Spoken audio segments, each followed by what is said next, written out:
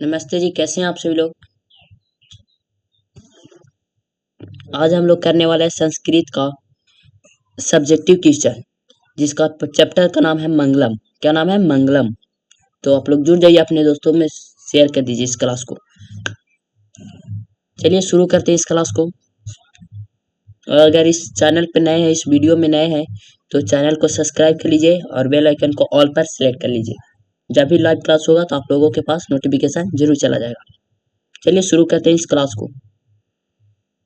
और इस वीडियो के प्लीज लाइक कर दीजिए। चलिए शुरू करते हैं इस क्लास को। पहला क्वेश्चन कहा गया, सब्जेक्टिव देखेंगे तो पहला क्वेश्चन कहा गया है, महान लोग संसार रूपी सागर को कैसे पार करते हैं। जो महान लोग होते हैं अपने मोक्ष कैसे प्राप्त करते हैं, संसार के जो इस भ्रम है इसको कैसे पार कर लेते हैं, उसके बारे में जानने वाले हैं। तो चलिए जानते हैं इसका आंसर है, महान लोग अपने अज्ञानी को छोड़ करके विद्वान को, ज्ञानी को समझ करके, अपने अज्ञान को छोड़ करके दूसरे विद्वान को क्या कहते हैं, दूसरे विद्वान के ज्ञान को समझते हैं और संसार के जो मोह माया है उससे क्या कर लेते हैं, पार कर लेते हैं, उसके मोह माया से पार हो जाते हैं। अगला प्रश्न है कि अगला प्रश्न क्या है, चलिए देखते हैं। मंगलम पाठ का 5 वाक्यों में परिचय दे। मंगलम पाठ में जो वाक्य हैं, कितने वाक्य हैं, तो 5 वाक्य हैं। 5 वाक्य को परिचय देना है। तो आंसर जानते हैं। आंसर है, इस पाठ में मंत्र जो है 4 है, लेकिन 5 मंत्र कितने हैं, 4 है। मंत्र 4 है, तो पहला मंत्र लिया गया है ईश्वरोपनिषद से, दूसरा है कंठोपनिषद से और तीसरा है मुंडकोपनिषद से और आखिरी और लास्ट जो है श्वेताश्वर उपनिषद से लिया गया है। नामक उपनिषद से लिया गया है। ये मंगलम चार्य के रूप में पाठांकित है। जो ये मंगलम पाठ है किसके रूप में अंकित है, तो मंगलम चार्य के रूप में, चरण के रूप में पठनीय है, यानी पढ़ने योग्य है। वैदिक साहित्य में विशुद्ध आध्यात्मिक ग्रंथों के रूप में उपनिषदों का महत्व है। जो वैदिक साहित्य है किस ग्रंथ में है, तो उपनिषद के रूप का महत्व है। इन्हें पढ़ने में परम सत्य के प्रति श्रद्धा उत्पन्न होती है। अगर मंगलम पाठ में जो मंत्र है उसे पढ़ने के बाद क्या उत्पन्न होता है, तो सत्य की भावना उत्पन्न होती है। सत्य का अन्वेषण ही की प्रवृत्ति होती है। सत्य की अन्वेषण की क्या होती है, प्रवृत्ति होती है। और आध्यात्मिक खोजों की उत्सुकता बढ़ जाती है। आध्यात्मिक जो खोज होती है, आध्यात्मिक गुण है, उसे खोजने की उत्सुकता बढ़ जाती है। उपनिषद ग्रंथ विभिन्न वेदों में संबंधित है। उपनिषद जो है कितने अलग अलग वेदों में क्या है, मिलता है, पढ़ने को मिलता है। अगला प्रश्न कहा गया है कि मंगलम पाठ के आधार पर सत्य को बताएं। मंगलम पाठ के आधार पर क्या बताना है, सत्य को क्या महत्व है, उसके बारे में क्या करना है, बताना है। तो चलिए बताते हैं, देखते हैं आंसर।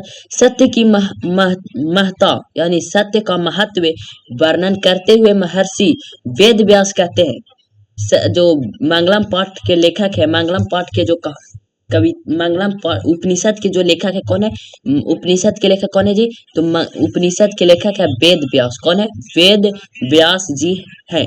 वेद व्यास, महर्षि वेद व्यास इस मंगलम के आधार सत्य की बताते हुए कहते हैं कि हमेशा सत्य की जीत होती है। हमेशा किसकी जीत होती है, सत्य की जो जीत होती है, झूठ की कभी जीत नहीं होती है, झूठ की कभी जीत नहीं होती है। सत्य से ही देवलोक का रास्ता प्राप्त होता है, यानी सत्य से ही हमें देवलोक की रास्ता मिलता है।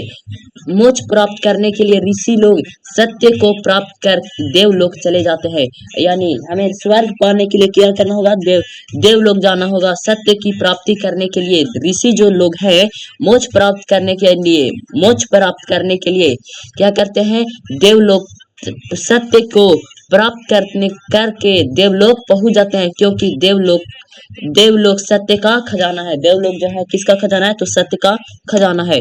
अगला प्रश्न की ओर चलेंगे। अगला प्रश्न कहा गया है, नदी और विद्वान में क्या समानता है। नदी और विद्वान में क्या समानता है, तो नदी जिस तरह नदी नाम देखते हैं यहाँ पे।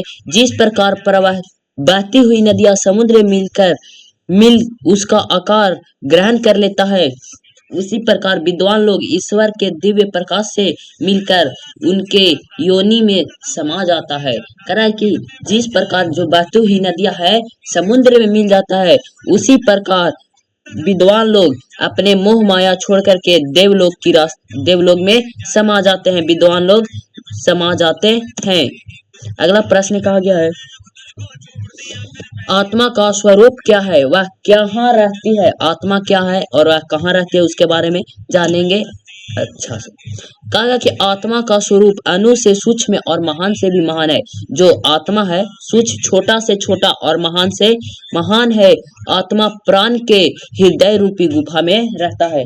कहा गया कि जो आत्मा है मनुष्य के जीव जंतु के हृदय के गुफा में समाया रहता है, यानी रहता है। अभी तक आप लोगों ने सब्सक्राइब नहीं किया है तो प्लीज सब्सक्राइब कर लीजिए और इसे लाइक कर दीजिए इस वीडियो का अच्छा लग रहा है तो, और एक बार अपने दोस्तों में शेयर कर दीजिए और कमेंट में बताइए कि यह क्लास आपको कैसा लग रहा है। अगला प्रश्न कहा गया है, देखते हैं कि नदियां समुद्र में कैसे मिलती है। नदियां जो है समुद्र में किस प्रकार मिलती है तो जानते हैं। बहती हुई नदियां अपना नाम रूप को त्याग कर समुद्र में मिल जाती है।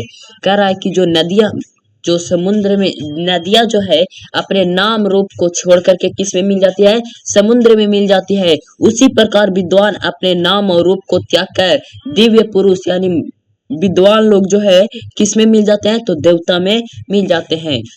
अगला प्रश्न कहा गया है, देखिएगा अगला प्रश्न कहा गया कि विद्वान मृत्यु को कैसे पराजित करते हैं। जो विद्वान लोग हैं मृत्यु को कैसे हराते हैं उसके बारे में जानेंगे। महान पुरुष अपने को अज्ञानी और दूसरे की ज्ञानी को समझ करके मृत्यु को पराजित कर देते हैं। कहा गया है कि जो महान पुरुष है, महान लोग है, विद्वान लोग जो हैं अपने अज्ञान को छोड़ करके, उसे पता है कि हमारे में क्या अज्ञानता है, अपने अज्ञानता को छोड़ करके जो दूसरे ज्ञानी होते हैं उसका ज्ञान को समझ करके मृत्यु को क्या करते हैं, हरा देते हैं। क्योंकि वे जानते हैं कि इस संसार रूपी सागर को पार करने का कोई दूसरा रास्ता नहीं है। अगला प्रश्न कहा गया है, हमारा प्रश्न क्या होता है, समाप्त होता है। हमारा प्रश्न समाप्त होता है। बताइए आप लोगों का सवाल कैसा लगा, प्रश्न आप लोगों को कैसा लगा, बताइए आप लोगों का क्लास कैसा लगा। अगर अच्छा लगा तो प्लीज रिक्वेस्ट आप लोगों से इसे लाइक कर दीजिएगा, अपने दोस्तों में एक बार शेयर भी जरूर कर दीजिएगा। मिलेंगे नेक्स्ट वीडियो में, तब तक के लिए जय हिंद, वंदे मातरम।